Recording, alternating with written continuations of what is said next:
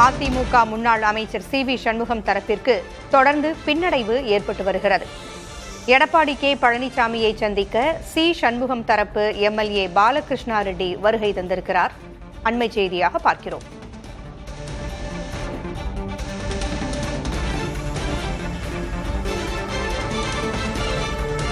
K. Palaniswami அணிக்கு பாலகிருஷ்ணா ரெட்டி தாவியிருக்கிறார். எடப்பாடி பழனிசாமியை சந்திக்க சி.வி. சண்முகம் தரப்பு எம்எல்ஏ பாலகிருஷ்ணா ரெட்டி வருகை தந்திருக்கிறார். அதிமுக முன்னாள் அமைச்சர் சி.வி. சண்முகம் தரப்பிற்கு தொடர்ந்து பின்னடைவு ஏற்படுவதாக பார்க்கப்படுகிறது. விவரங்களை வழங்க செய்தியாளர் ஆனந்தன் இணைந்திருக்கிறார். ஆனந்தன், பாலகிருஷ்ணா ரெட்டி எடப்பாடி பழனிசாமியை சந்திக்க வருகை தந்திருக்கிறார். கூடுதல் விவரங்களை பதிவு செய்யுங்க. பூங்குழலி தினந்தோறும் சட்டமன்ற உறுப்பினர்கள், குறிப்பாக அதிமுக இரண்டாக பிளவுபட்டு சி.வி. சண்முகம், எஸ்.பி. வேலுமணி தரப்புல ஒரு டீம் செயல்பட்டு இருக்காங்க.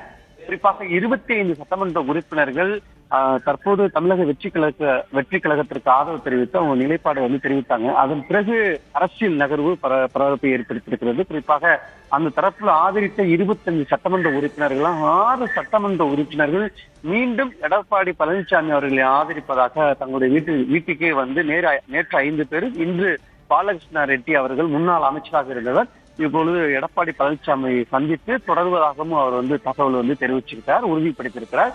இன்னும் அடுத்தடுத்து வர இருப்பதாகவும் இங்க இருக்கக்கூடிய தகவல் சொல்றாங்க.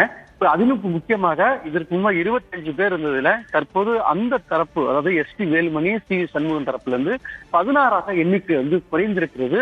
6 பேர் மீண்டும் அனைத்திந்திய அண்ணா முன்னேற்ற கழகத்தில் இணைந்திருக்கிறார்கள். 3 பேர் ராஜினாமா செய்திருக்கிறார்கள். மீதும் 16 பேர் சட்டமன்ற உறுப்பினர்கள் தற்போது எஸ்.பி. வேலுமணி, சி.வி. சண்முகம் தரப்பில் தற்போது இருக்கிறார்கள். தொடர்ந்து அவர்கள் ஆலோசனையை அடுத்த கட்டமாக என்ன செய்வது என்று முடிவு செஞ்சுட்டு இருக்காங்க. இவர்களும் சட்ட ரீதியாக என்ன செய்வது என்று தொடர்ந்து ஆலோசனையில் ஈடுபட்டிருக்காங்க.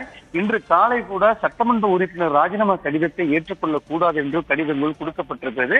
எனவே அதிமுக சட்டமன்ற உறுப்பினர்களை தன் வசப்படுத்துவதற்காக அனைத்து முயற்சிகளையும் எடப்பாடி பழனிசாமி தரப்பில் அனைத்து முயற்சிகளும் மேற்கொள்ளப்பட்டு வருகிறது. எண்ணிக்கை அடிப்படையில் அல்ல, தொடர்ந்து கட்சியுடைய அடிப்படையில தங்கள் சார்ந்த சட்டமன்ற உறுப்பினருடைய பிரதிநிதித்துவம் கொண்டு எங்களை அங்கீகரிக்க வேண்டும், குறிப்பாக கொறடா கட்சியுடைய சட்டமன்ற குழு தலைவராக அங்கீகரிக்க வேண்டும் என்று தொடர்ந்து வலியுறுத்தப்பட்டு வருகிறது சபாநாயகரிடம். இந்த நிலையில் தான் தற்போது எஸ்.பி. வேலுமணி, சி.வி. சண்முகம் தரப்பில் இருந்து தற்போது மீண்டும் ஒரு சட்டமன்ற உறுப்பினர், முன்னாள் அமைச்சர் பாலகிருஷ்ணா ரெட்டி தற்போது வருகை தந்திருக்காங்க. பூங்குழலி, தகவல்களை வழங்கியமைக்கு நன்றி ஆனந்தன்.